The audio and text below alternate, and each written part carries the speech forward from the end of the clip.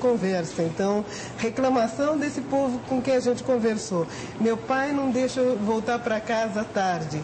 Pô, ele pensa que eu sou irresponsável, mas eu tenho responsabilidade. Mas ele não me ouve. Ele nem quer saber com quem que eu estou saindo, o que eu vou fazer.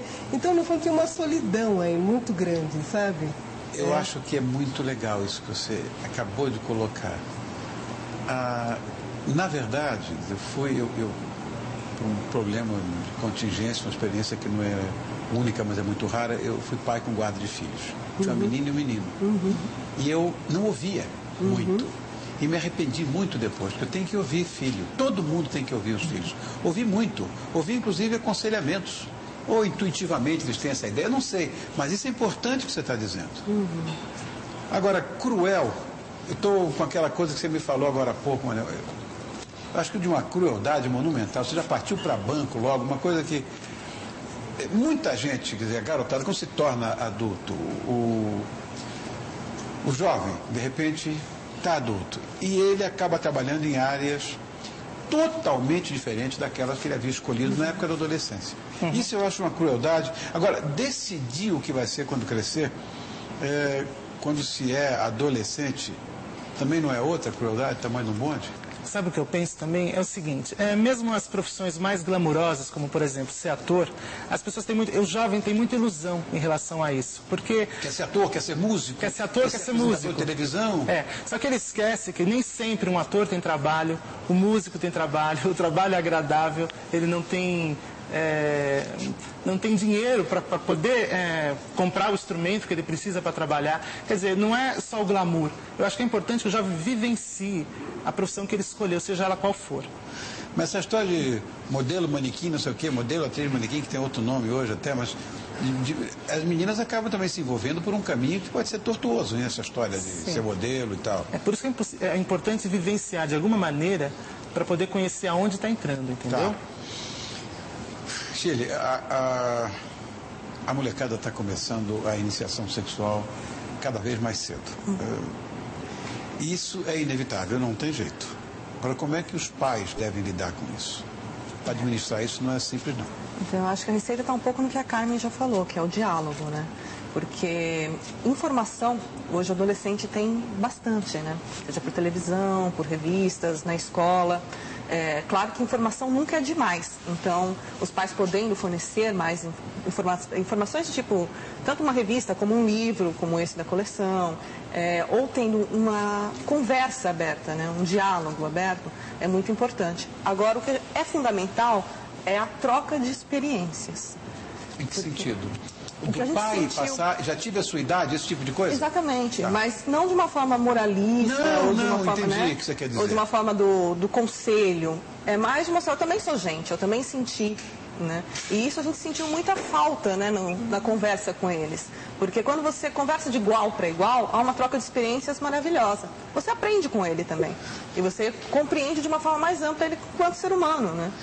E esse pavor que todos nós pais temos hoje, que eu ainda tenho um adolescente, casado, mas tenho um adolescente. Todos nós aqui sabemos disso.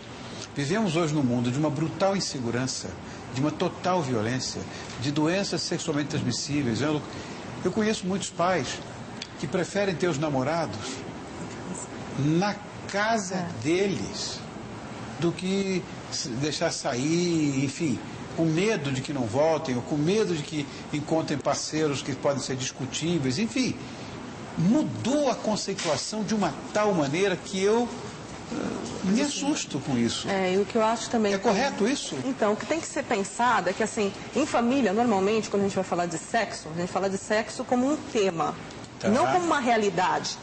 Claro. Né? Então, enquanto você está teorizando ou falando daquilo de uma forma distanciada, isso vai ter uma barreira. O adolescente vai ouvir, você tá com a camisinha? Tá. Né? Ele nunca vai se abrir. Então, a partir do momento que a pessoa consegue conversar, isso que eu falei agora há pouco, de igual para igual, o que está na minha frente, além de meu filho, é uma pessoa, né, que tem ansiedades, tem inseguranças, tem carências. Então, você vai mudar a forma de relacionamento, né? Mas não é fácil, né? Não é algo que a gente tem a receitinha pronta e vai funcionar, né? Seguramente não. Mas também não dá para você proteger o seu filho o tempo todo, né? Por mais inseguro que seja, né? Violento e tudo que acontece hoje em dia, se você protege, você impede que ele tenha experiências. As experiências ajudam, né, a tomar decisão. Você está absolutamente certa. É a história da têmpera de uma espada, né? Que você põe no fogo e martela e tira e esfria. É assim que você tempera, de fato. Eu tenho também essa visão, que você não pode preparar um calcinha de veludo ou uma menininha mimada o tempo inteiro. Pelo contrário, tem que preparar para a vida, para viver em sociedade.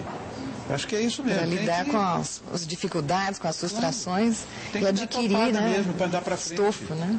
Não é? Carmen, conflitos iniciados na adolescência podem continuar pela vida inteira. Você sabe disso. Sim. Como é que a gente pode evitar essa história? Olha, eu novamente insisto no diálogo, né? Eu acho que Quer saber? Você é absolutamente certa. Isso é fundamental. Eu acho também. E uma experiência muito interessante que a gente viveu nessa conversa com os adolescentes foi que se estabeleceu assim um elo de confiança entre nós, coordenadores, consultores da coleção, e esses jovens. E eles se abriram. Sabe? Muitas vezes vinha à tona essa história de faltar diálogo em casa, deles estarem se abrindo e dizendo assim, puxa, não falei isso pro meu pai, eu não tenho para dizer isso pro meu pai, pra minha mãe, mas vocês estão me ouvindo. Então parece que é uma carência muito grande de alguém que efetivamente escute. E escute sem ter uma resposta pronta, sem ter o dedinho em riste para dar uma lição de moral, para impor limites, mas sem o diálogo. Tá? Aquela coisa que vem de cima para baixo, não tem conversa impositiva. Porque nós, humanos, nos comunicamos assim, falando. O diálogo é o vínculo de todas as relações, tanto na paternidade, quanto no casamento, quanto na amizade, quanto na sociedade, sei lá. Eu acho que é assim. E ninguém fala. Não é? Você estava falando comigo, Lene, agora há pouco, dessa história de deixar que tem os tropeços. De que o adolescente mais se queixa na vida? Olha, parece repetitivo, mas Está sempre falar a mesma coisa. Está contra ele. Exatamente, aquela sensação de que ele não é compreendido, né? Tá. E isso volta para a questão do diálogo. E assim, acho que a família, acima de tudo, pensa que ela está ouvindo, ela está perguntando onde você vai, né? O que você fez, com quem você